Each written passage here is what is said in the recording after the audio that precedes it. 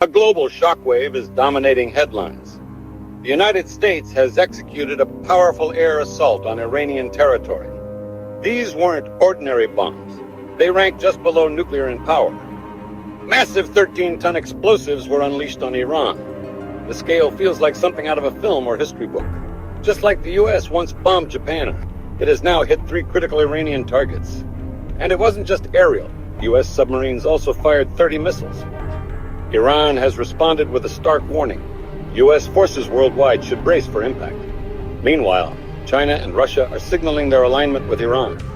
On the opposite side, the U.S., Israel, and many Western allies are united. Some are speculating whether this could spark a third world war. The answer, at least for now, is no, is now. The criteria for a world war aren't fully met yet. Despite the scale of the attack, Iran hasn't received any substantial military support, only statements of concern. The U.S. continues to back Israel with its own arsenal. So why isn't anyone standing with Iran? Even close Islamic nations like the UAE, Saudi Arabia, and Qatar have chosen to remain silent or neutral. Some of them are even permitting American forces to use their territory. Iran's support is mostly limited to words from a few allies. Why are none offering real assistance? That's what we're exploring today. Although this may look like a spark for World War III, we aren't there yet. The magnitude of this assault on Iran is unmatched in recent times. We are watching history unfold before us. So what's the real story in Iran? And why is the world turning its back? Let's break it down. Welcome, everyone. Let's examine the strike. Iran houses 3 major nuclear centers: Fordow, Natanz, and Isfahan. According to Iran, these are peaceful research facilities meant for energy, academics, and progress. Many nations conduct nuclear research for similar reasons. But both Israel and the U.S. accuse Iran of secretly developing nuclear arms. They argue these weapons could pose future threats. Israel has long viewed Iran as a danger. Iran's military has built defenses against Israeli threats. Despite being far smaller than Iran, Israel has executed long-distance attacks. There's a wide geographic gap. Numerous nations lie between the two. Countries like India, Japan, China are uninvolved. Iran and Israel don't even share borders.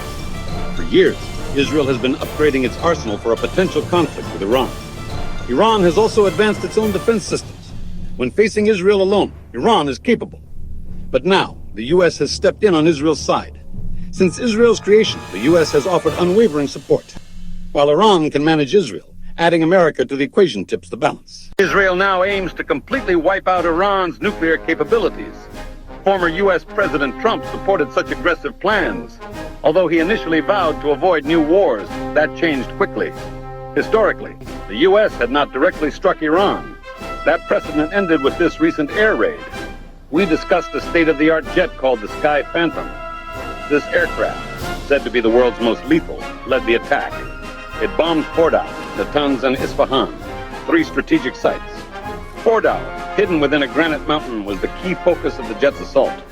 The attack occurred at 2:30 a.m. as civilians slept. In parallel, submarine-launched missiles hammered the other sites. Iran's defense network failed to intercept any of them. These defenses were mostly calibrated for Israeli-style attacks. Not a surprise strike from a global superpower like the U.S. despite saying he needed more time. Trump ordered the strike swiftly. Many expected diplomatic talks to continue, but the assault came without warning. Submarines and elite aircraft dropped thousands of bombs, flattening the sites. In retaliation, Iran launched an immediate strike on Tel Aviv today. As expected, both Trump and Netanyahu issued warnings, urging Iran to stop further responses. They threatened severe retaliation if Iran escalated. Now, Iran is weighing its next move. Rarely does a nation absorb this kind of damage without responding. Already today, Iran hit Tel Aviv, but it has lost more than it gained. That's largely because of America's superior military presence. This has raised fears about a broader war. Earlier I said this wasn't World War III. Let me explain why. Iran has strong economic and military ties with China and Russia. It sells oil, buys weapons, and has long-standing diplomacy with both. But these allies haven't gone beyond words. No military aid has arrived. No fighter jets, no missile batteries. They're watching, but not intervening. The United Nations is issuing statements, but nothing concrete has happened. The UN's role is symbolic here. Its impact is minimal. Civilians are dying, nuclear facilities are under fire, and Iran's patience is thinning. Iran has vowed to strike back against America, but distance and military disparity make that difficult. The U.S. can hit Iran anytime with its advanced jets. Iran, by contrast, lacks comparable reach or technology. It can only target nearby nations.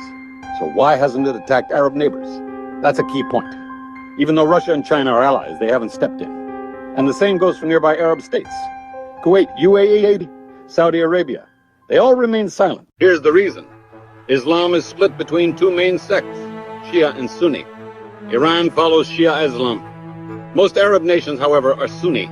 This religious divide contributes to political distance. The U.S. also has military pacts with many Sunni nations. American bases exist in these countries. Check any geopolitical map. It's all there. These countries prioritize economics and strategic benefit. The U.S. is a key buyer of their oil, so they side with it, even against Iran. Iran's Shia identity further isolates it. A simple comparison. In India, some communities ignore merit due to caste differences. The same kind of bias exists here. Iran seeks regional dominance, but Sunni nations won't accept a Shia leader. Saudi Arabia, for example, won't support Iran for this very reason. Thus, even geographic neighbors keep their distance. China and Russia are still watching, but remain non-committal. They expect Iran to manage its own conflict. That's the kind of passive support Iran is getting right now. The reality? Iran is diplomatically alone. We're witnessing this unfold in real time. Yet, Iran hasn't surrendered. It's still standing. Iranian officials say they were aware of the attack and relocated their nuclear research before the strike. So, when the bombs dropped, they hit empty buildings.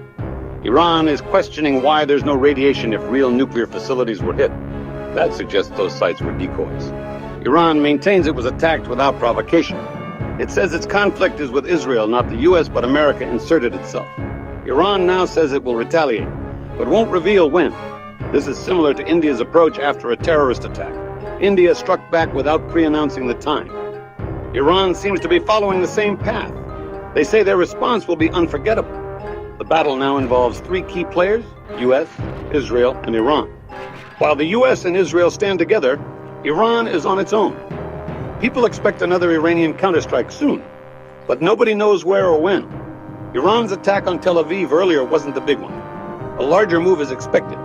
There are over 50,000 American troops stationed in the Middle East. Will Iran strike them or hit Israel again? Many blame Israel for drawing the U.S. into this battle. Only time will tell who gets targeted next. I've tried to simplify these developments for everyone. Before we go, what are your thoughts? Do you believe Israel's actions are justified? Or do you stand with Iran? Share your perspective in the comments. This isn't about proving someone wrong. It's about learning together. Diverse opinions help us grow. No one has all the answers. Your input matters. Let's keep the conversation going in the comments. I value your voice. Others around the world learn from you too. So tell me, what do you think comes next? Will Iran retaliate with force? Or will diplomacy win out? Drop your thoughts below. Until next time, take care, stay safe, and much love to all of you. Bye for now.